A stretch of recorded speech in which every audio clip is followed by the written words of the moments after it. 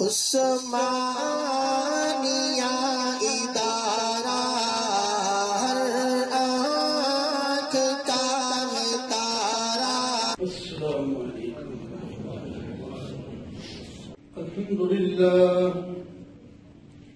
الحمدللہ وکفى والصلاة والسلام على سيد الرسل وخاتم الأنبياء،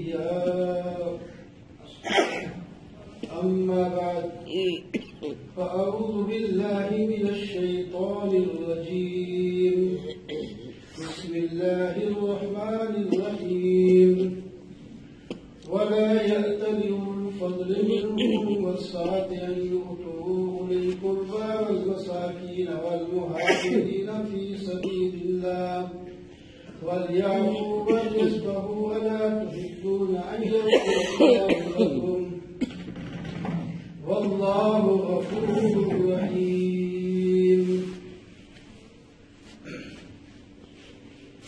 صدق الله مولانا العظيم۔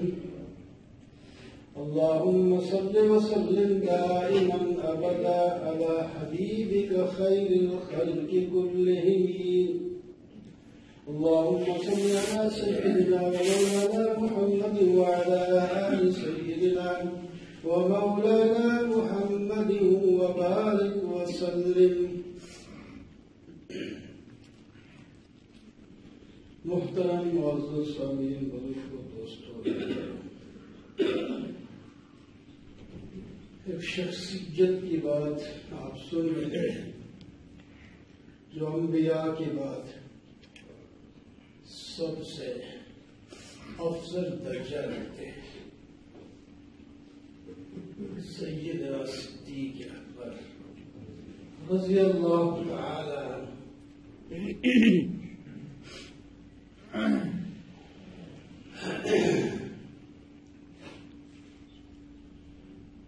ان کے بڑے فضائل ہیں، مستقل کتابیں لکھی ہوئی ہیں، حدیث میں بھی خوب ان کے بارے میں بیان ہوا، قرآن پاک میں بھی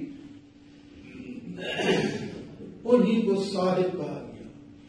اس واسطے اگر کسی اور صحابی کا کوئی آدمی انکار کر دے تو وہ کافر نہیں ہوتا، لیکن صدیق اکبر کی صحابیت کا انکار کرے تو وہ کافر ہوتا ہے، اس واسطے کہ اللہ تعالیٰ نے اس کو صاحب کہا ہے، تو پھر قرآن کا انکار لازم ہے۔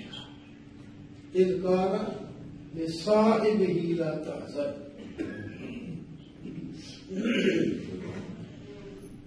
تو بڑی شان والے کیوں نہ ان کی شان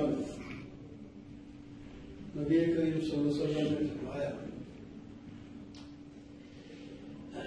مجھے خوشبو بڑی پسند ہے، تمہاری دنیا کی چیزوں میں سے 3 چیزیں مجھے زیادہ پسند ہیں۔ وہ فرمایا، ایک تو خوشبو، صاف ستھرے رہتے تھے آپ، ماشاءاللہ خوشبو لگاتے تھے خوب، آپ کی اپنی اتنی خوشبو تھی کہ آپ کے پسینہ کے قطرے لوگ اپنی خوشبو ڈال کے خوشبو کو تازہ کرتے تھے۔ اپنی اللہ تعالیٰ نے آپ کے جسم کو ایسا پاک بنایا، ہمارے جسم سے جو پسینہ نکلتا ہے وہ کپڑے بدبودار ہوتے ہیں، ہمیں خود بھی قرار ہوتی ہے کہ دیکھو یار پسینہ ایسا جیسے، لیکن آپ صلی اللہ علیہ وسلم کے پسینے سے خوشبو آتی تھی، خوشبو، پاکیزہ شخصیت۔ فرمان پسند ہے بھی کوئی ہدیہ بھی دے تو انکار نہ کرو خوشبو، اس واسطے کہ یہ ہے بڑی اچھی چیز اور ہلکی سی ہے، اس کا کوئی بول بھی نہیں اٹھانا پڑتا۔ تو بہرحال دوسری چیز فرمایا عورت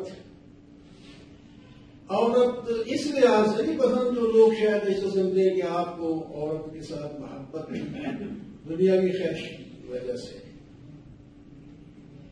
یہ اس وقت کہہ رہے ہیں جب وہ اپنی بیٹی کو بھی آدمی اپنے گھر میں پسند نہیں کرتا، اس کا منہ فخر ہو جاتا تھا کہ میرے گھر میں بیٹی پیدا ہو گئی، عورت اتنی ذلیل ہو گئی، کوئی شان نہیں تھی، کوئی عزت نہیں تھی، جانوروں کی طرح رکھتے تھے۔ آپ نے عورتوں کے حقوق بیان کر کر کے ان کو اتنا اونچا کر دیا، بڑی شان دی۔ اور دوسرا، گناہوں سے بچانے کا ذریعہ بھی ہے۔ انسان کی خواہش ہوتی ہے تو اپنی بیوی جب ہوگی تو کہیں نظر نہ جائے، اور جناب گھر کا سارا کام نظام وہ سنبھالتی ہے، اپنا آدمی کما کے ہے بس جان چھٹی، گھر بیوی جانے بچے جانے ہوتے ہیں۔ جس کے گھر بیوی نہیں ہے، کما کے بھی ہے، مال بھی لے آئے تو کوئی مزہ نہیں، ابھی شادی نہیں، بیوی ہے، بچے ہوں گے، آئیں گے تو باہر سے بچے دوڑ بھی جاتے ہیں، اب وہ آگے اٹھاتا ہے، ساری تھکاوٹ ختم، آگے بیوی انتظار میں ہے، چائے پلانی، یہ شربت دینا ہے، یہ کیا کرنا ہے، خوش ہو تو باغ باغ ساری تھکاوٹ ختم۔ تو آپ صلی اللہ علیہ وسلم نے عورتوں کو بڑی عزت دی ہے، شان دی ہے، اس واسطے آپ نے زیادہ شادیاں کی۔ لوگ تو اعتراض کرتے ہیں کہ وہ بھول پڑے مسلمان ہو گئے، نبی شہوت پرست تھے، شریف تھی، انہوں نے 10-11 شادیاں کی ہیں۔ تو آپ جانتے نہیں کہ آپ نے جب شادی کی ہے 25 سال کی عمر میں، حضرت خدیجہ کی عمر میں مختلف اقوال ہے، قول ہے کہ 40 سال کی، آج آپ کوئی نوجوان 40 سال عورت کے ساتھ شادی کرنے کے لیے تیار نہیں ہے۔ اور پھر 2 خاندوں سے بیوہ ہے، بیوہ کو متعلقہ کو بھی کوئی پسند نہیں کرتا، جبکہ مشرکین کہتے تھے اگر آپ کو شادی چاہیے تو جس لڑکی کا نام لے ہم اسی کے ساتھ شادی کرائیں، کوئی ضرورت نہیں تمہاری لڑکی۔ پھر 25 سال اگر خدیجہ کے ساتھ گزارے، 50 سال کی عمر، آخری کپور 10 سال ہے، 13 سال، اس میں آپ نے اور شادیاں کی لیکن وہ بھی بیوہ متعلقہ، اور ایک ہی شادی کی ہے کنواری، وہ بھی عمر میں چھوٹی، بہت چھوٹی۔ تو بہرحال ایک موضوع نہیں، بات یہ میں کیونکہ بعض دفعہ وہ میں نے کہا نا، آپ نے فرمایا عورت مجھے پسند ہے تو کوئی لوگ دوسری طرف بات لے جاتے ہیں، اس واسطے میں نے بات کر دی کہ اس واسطے عورت کی شان ہے، قرآن نے اس کے حقوق بیان کیے۔ للرجال نصیب مما اکتسبوا وللنساء نصیب مما اکتسبن، مردوں کی اپنی کمائی ہے، عورتوں کی بھی کمائی، اگر وہ کمانا چاہے تو شریعت کے دائرے کے اندر رہ کر کما بھی سکتی ہے، کھلی چھٹی نہیں کہ جو مرضی ہے کرے، لیکن کچھ تو پابندیاں ہونی چاہیے، ہر ایک چیز مردوں کے لیے بھی تو ہے پابندی، کھلی چھٹی تو بھی نہیں، عورتوں کے لیے بھی ہے پابندی کے ساتھ کاروبار بھی، اگر خدیجہ تجارت نہیں کرتی لیکن جب شادی ہو گئی بس سارا مال نبی علیہ السلام کے حوالے کر دیا، آپ جانے آپ کا کام جانے بس۔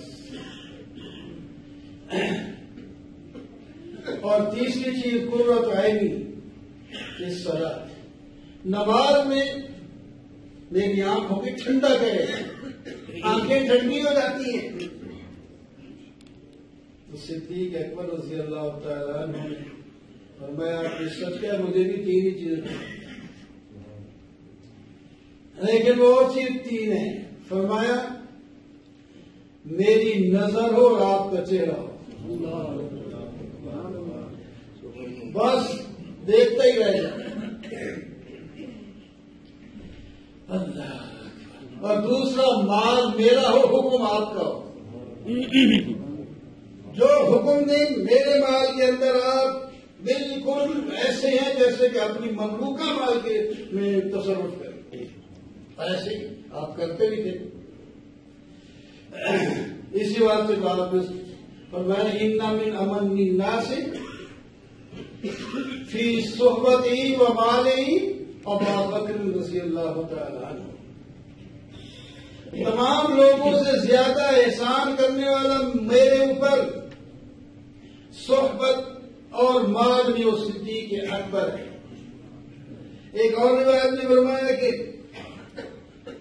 جتنے لوگوں نے میرے ساتھ بھلائیاں کی ہیں میں نے سب کے بدلے چکا دیے. ایک صدیق اکبر رضی اللہ تعالیٰ عنہ ہیں، ان کے اتنے احسان ہیں میں ان کا بدلہ نہیں چکا سکا، خدا تعالیٰ خود ہی بدلہ چکائے. ایسی شخصیت اللہ اکبر.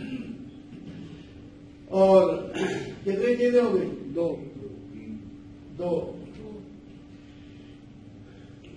میری نظر، آپ کا چہرہ، میرا مال، آپ کا حکم، میری بیٹی، آپ کی بیوی. اللہ تعالیٰ نے فرمایا دین القبول. شادی ہو گئی. حالانکہ اتنی عمر بڑی فرق ہو، کوئی شادی کرنے کے لیے تیار نہیں، لوگ کوئی اعتراض نہیں کرتے کہ یہ وہ تو اللہ تعالیٰ ایک طرح سے ہو گئی بات. تو جی ایسے کیسے ایسے چھوٹی بچی سے گھر کی شادی ہے اور وہ کہتے ہیں. اس واسطے پھر کوئی لوگ ہمارے کتابیں لکھتے ہیں کہ عمر بڑی تھی. عمر بڑی تب بھی تھی، 10 سال کا فرق کرتے ہیں اور زیادہ نہیں کرتے. پھر بھی چھوٹی، کافی چھوٹی ہے وہ اگر عمر لی جائے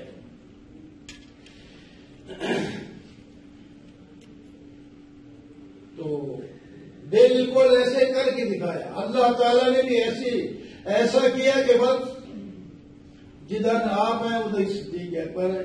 ساتھ غار میں بھی ساتھ، مزار میں بھی ساتھ.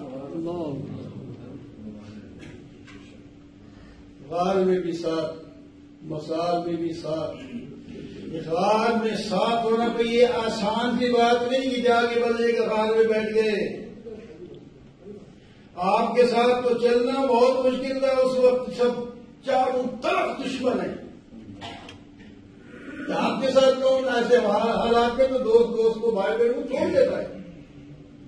لیکن آپ صرف آپ نہیں، آپ کا پورا خاندان، صدیق اکبر کا خاندان اس موقع پر بھی آپ کا ساتھ ہے. حضرت صدیق اکبر کا غلام ڈھیر بکریاں چلا کے ادھر چراتے چراتے غار پہ لے جاتا ہے، ان کو دودھ دے کے آ جاتا ہے، کسی کو پتہ نہیں لگنے دیتا. بیٹی حضرت اسماء کھانا پکاتی ہے، پکا کے ادھر غار میں لے جاتی ہے. اور بیٹا عبداللہ غالباً نام ان کا، وہ سارے دن کی خبریں کیا ہو رہا ہے، کیسے کیا بات ہو رہی ہے، وہ ساری جا کے پہنچاتے ہیں. پورا گھرانہ آپ کی خدمت میں اللہ نے قبول فرمائی. 4 پشتے آپ کی ساتھ تو بہرحال اتنی عزت دی.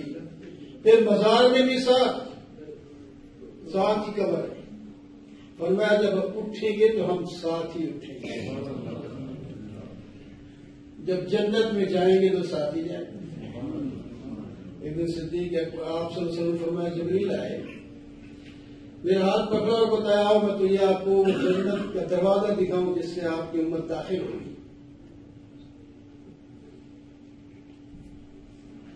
صدیق اکبر نے فرمایا میری بھی خواہش تھی میں بھی ہوتا، میں بھی دیکھ لیتا. فرمایا بابا جن اس دروازے میں سب سے پہلے داخل ہی تو ہوگا، تو داخل ہو. ایسی شادی لوگ اسے آپ کے اگر سن کے دیکھنے سن کے تھے جو ہے صدیق اکبر کی شان گھٹتی نہیں ہے. ہمیں معلوم کرنا چاہیے بڑی شخصیت ہے، بڑی اونچی شخصیت ہے. تو بہرحال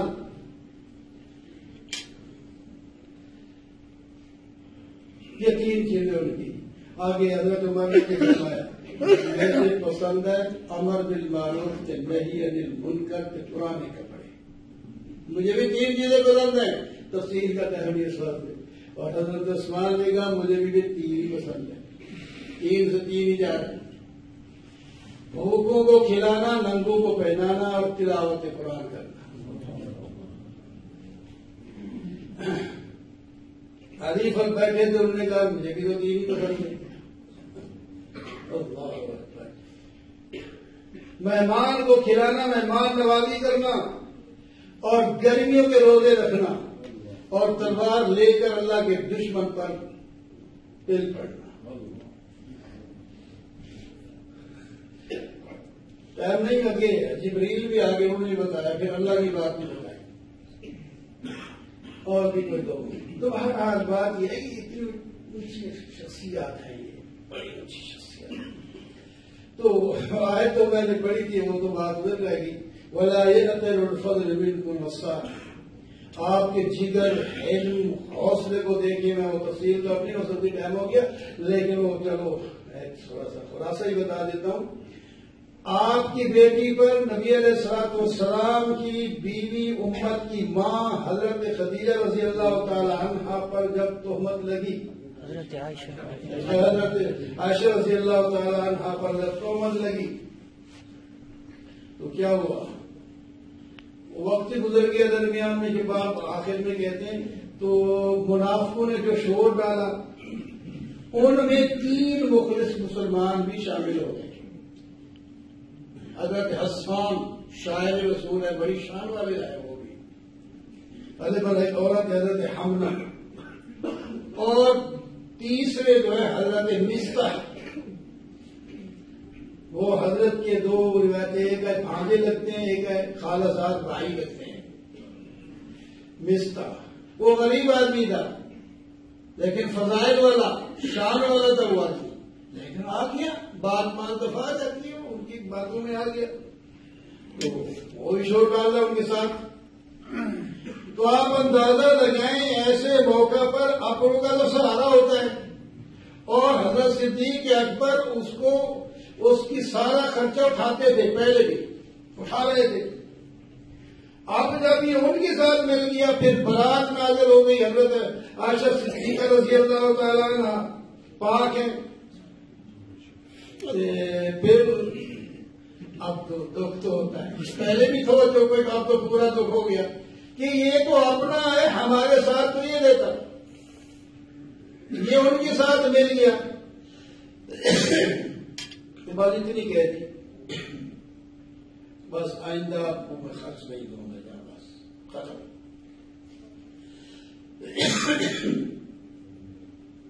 جب یہ بات کی تو بدری صحابی حضرت مصطح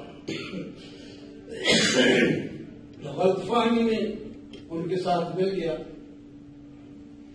تو اللہ تعالیٰ نے یہ آیت نازل فرما دی, وَلَا يَبْتَغِي الْفَضْلَ مِنْكُمْ وَالسَّعَةِ.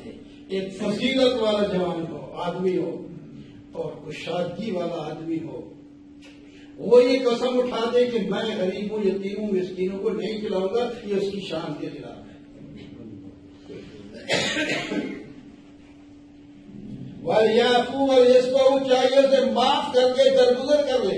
نام تو نہیں لیا ہے, تو عام حق حکم ہے, لیکن جس موقع پر نازل ہوئی ہو تو شاید نزول یہی ہے.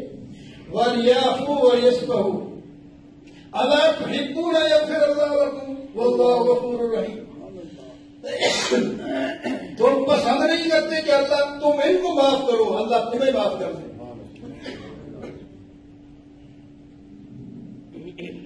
بس سنتے ہی میں نے معاف کیا. میں اپنی بخشش نہیں چاہتا, اپنی بخشش چاہتا ہوں, میں نے معاف کر دیا. جتنے دن خرچہ نہیں دیا وہ بھی دوں گا, جتنا دیتا تھا اسے بڑھا کے دوں گا. یہ ہے شان. اللہ جس طرح راضی ہے اس طرح. تو ایسی شخصیت حضرت صدیق اکبر رضی اللہ تعالیٰ عنہ. باقی تفصیل